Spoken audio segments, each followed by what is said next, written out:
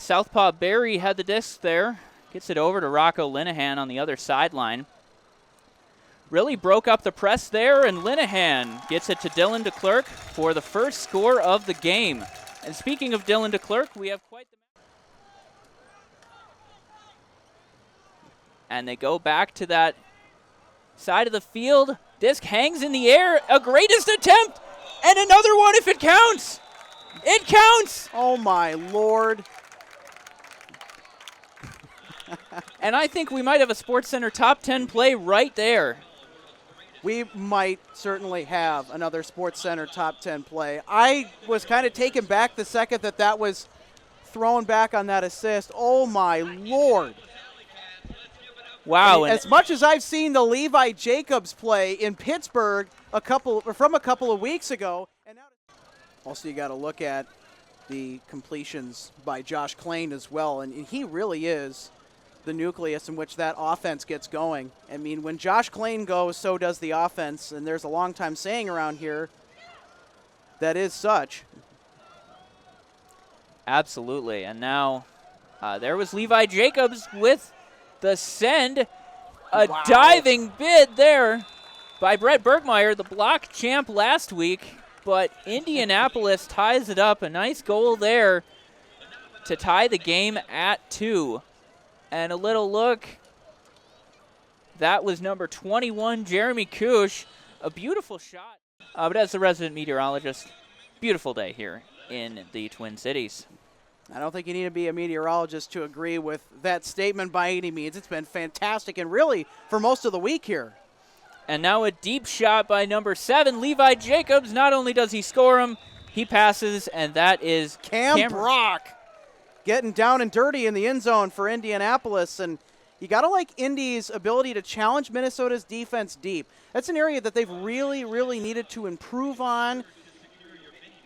And, well, they're really going to need to pick up the pace here, especially with Minnesota getting vertical with their offense, just going straight coast to coast. That's how they love to play. That's their comfort zone. If you're Indianapolis, you need to get them out of it right away. That's right. And Brandt sends the hammer. Woo-hoo! Michael Jordan had it, but it dropped out of his hands. That is a fantastic play. A break here before the end of the quarter, and Van de Mortel's got it over on the far side of the field. And Coffin delivers, and a beautiful play there as Levi Jacobs gets it over to Cameron Brock. And now 10 seconds left. Look at Levi Jacobs is all alone, and they see him. He's down there. And he's got the catch with 3 seconds left. Now, there is still time for another throw here for Minnesota, but we're really so they'll still be able to use that. A double team here by Minnesota, though. Jacob Fella making the catch along the sideline, and another sideline pass. This disc hangs, though. Whoa. And that's a big collision with Quinn Snyder, but with Adrian Galoy, and now Minnesota takes over. Tony Paletto on the sideline, gets it back to Josh Klain, and now Brandt gets another opportunity. And Quinn Snyder, the prolific cutter, gets it back to Brian Vinotka, who finds Klain. He's looking for Snyder, the aforementioned Snyder, and he's going to catch it in the back of the end zone. And after a couple turns, we finally saw some turns into their faces. And now a hand block there by Vinotka, and the Winchell have the chance to take the first 2-goal lead of the game for either team. And it would be poetic for Vinotka to get another goal, but they're looking elsewhere, and they've got it. That's Vandy Mortel, number 99. Beautiful play there.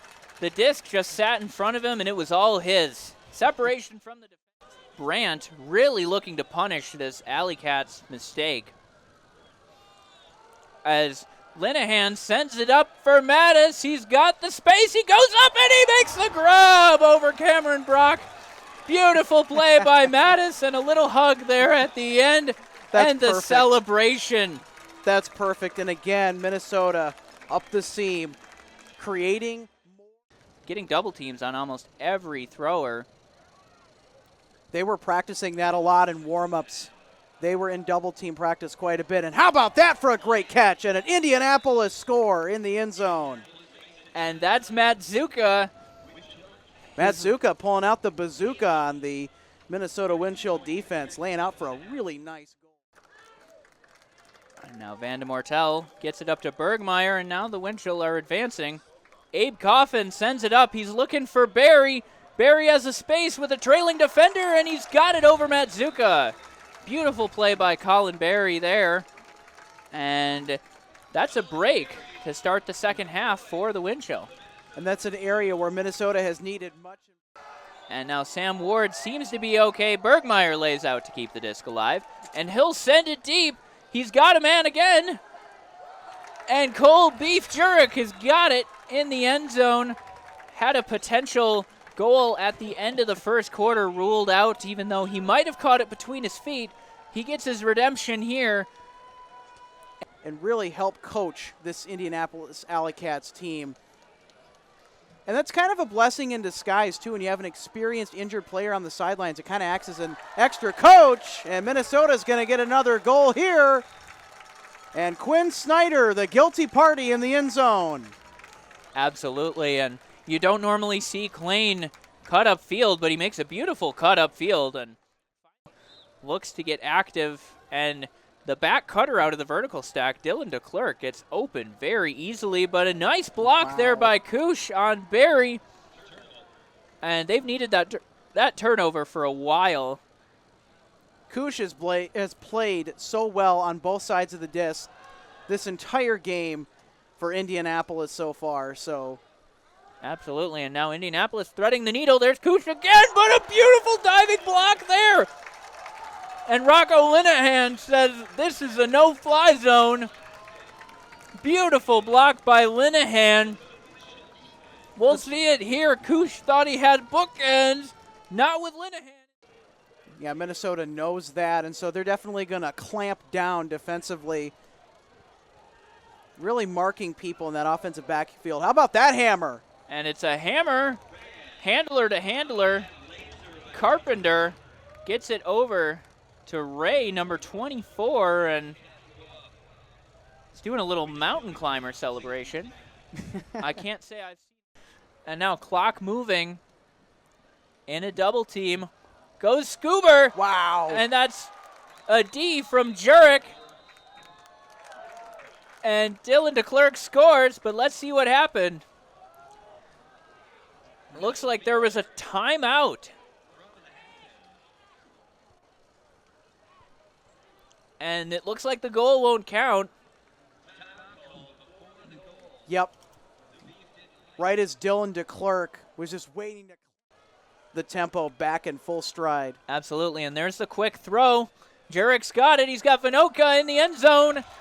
And it bounces off, so the clock might have run, but they rule it from the back of the end zone, and they'll actually throw it, and this counts. Oh, my goodness. Wow. Indianapolis thought the clock should have run out, but instead, Coffin does not touch the ground. He jumps up and makes a continuous throw. Continues to be open, and he's going deep. Speak of. Andrew Roy sends it to him, and Bevon will settle it down. And now Klain has some momentum, sends it into the end zone for Michael Jordan. And that is another goal for the wind chill. Their offense has been unfazed by this Indianapolis defense for much of the second half. And with making a contribution right now, gets it over to Jordan Taylor. And Brandon Mattis had a huge sky in the first half. He sends it up. We have another chance for a sky here. And Sam Ward skies Brett Madzuka, and might go deep, but instead he takes the short throw to Will Brandt. Brandt across midfield, gets it over to his best buddy, Andrew Roy. And now Jurek open. 45 seconds left on the clock. They've got Klain in the end zone, and he's got the goal past the bid of this mysterious number one. A good, secure play to get both hands on the disc. He was prepared for possible contact. He comes down with a secure goal. The veteran showing you how.